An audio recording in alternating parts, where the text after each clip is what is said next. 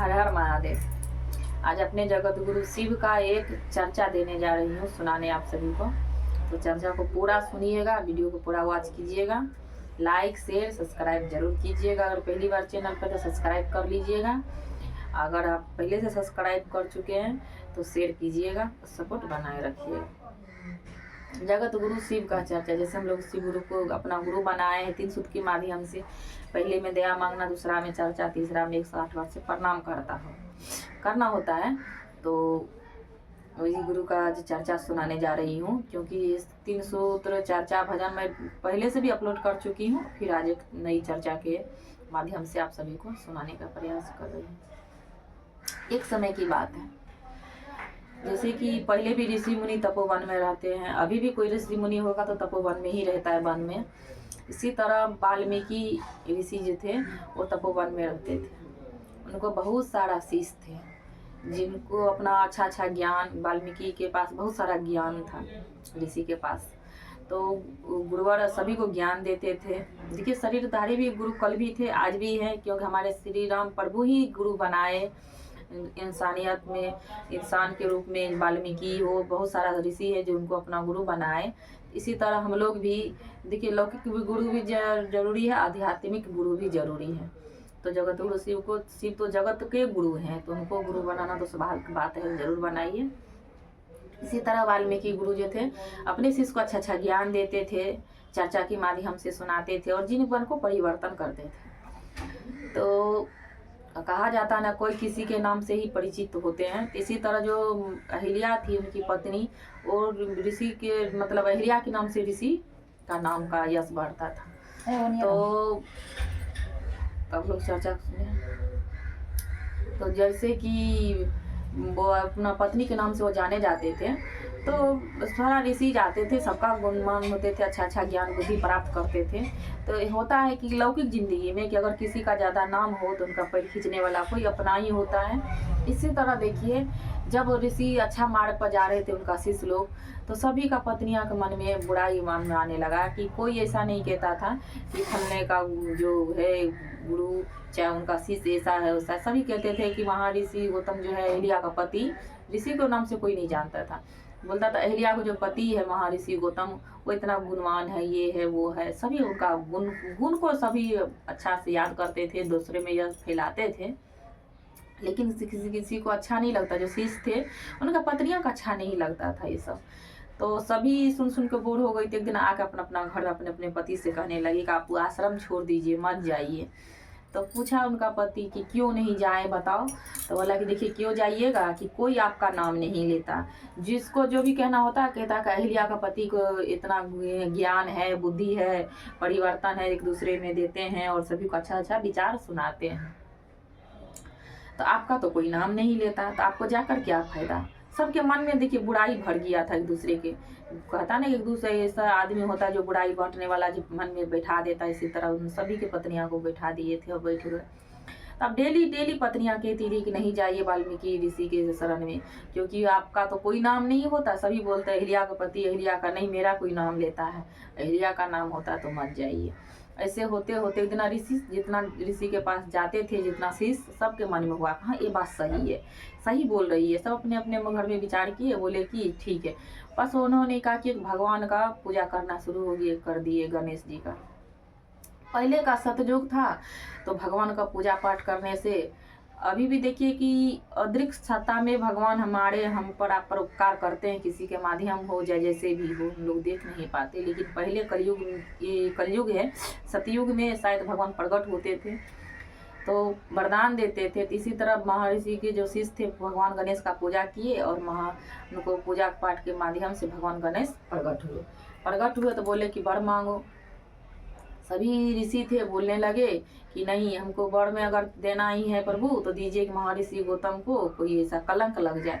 तो गणेश जी बोले कि बिना अपराध का, वो तो ज्ञानी पुरुष हैं, सबको ज्ञान देते हैं, तो क्यों उसको हम ऐसा दे अछरा।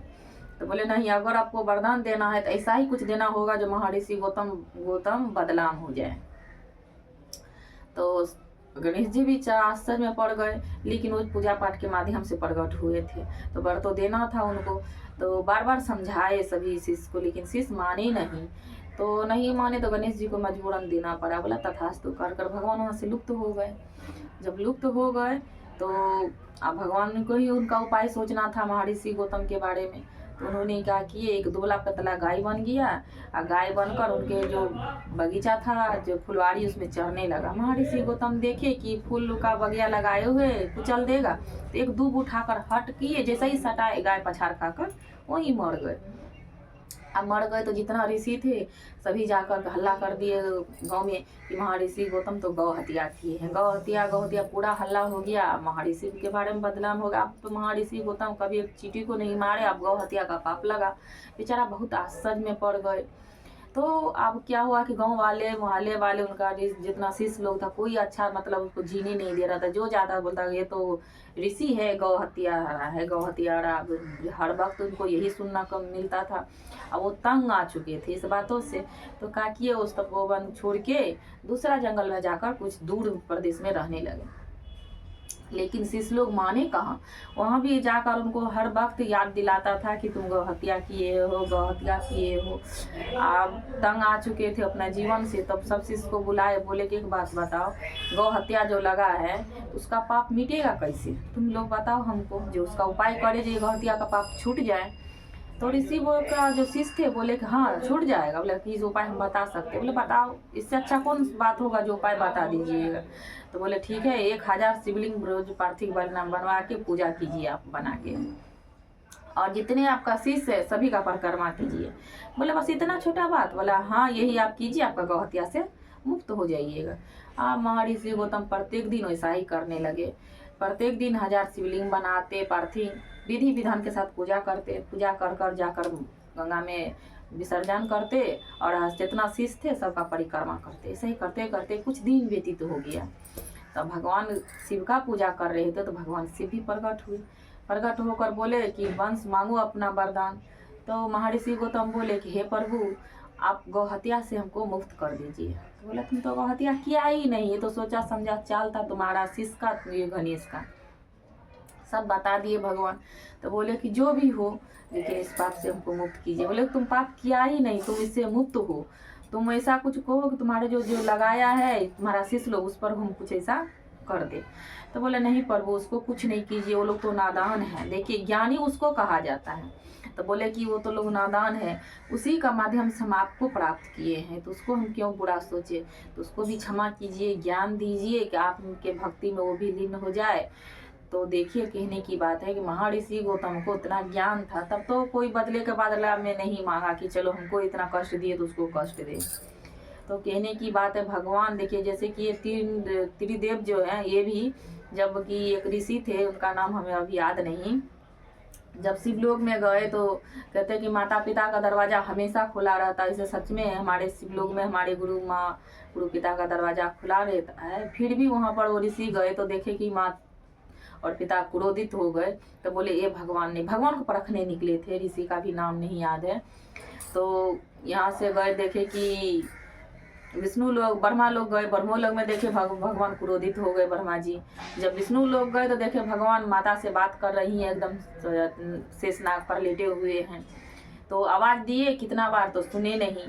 तो जाकर सीने पर एक हाथ दिए, भगवान मुस्कुरा कर हंसकर उनकर बुलाए और उनका पैर को धोए। तो वो कहे कि हाँ प्रभु, साक्षात प्रभु आप ही हैं, क्योंकि जो ईश्वर होते हैं उन्हें कभी क्रोध नहीं आते। तो महर्षि गौतम के पास ज्ञान थे तो क्रोधित नहीं हुए। यही शिव गुरु की परिचर्चा है। चर्चा को पूरा सुनिएगा, पूरा वीडियो को देख के लाइक कमेंट जरूर करिएगा। अगर पहली बार चैनल पर हैं तो सब्सक्राइब करके सपोर्ट कीजिएगा। हर हर महादेव। हर हर महादेव।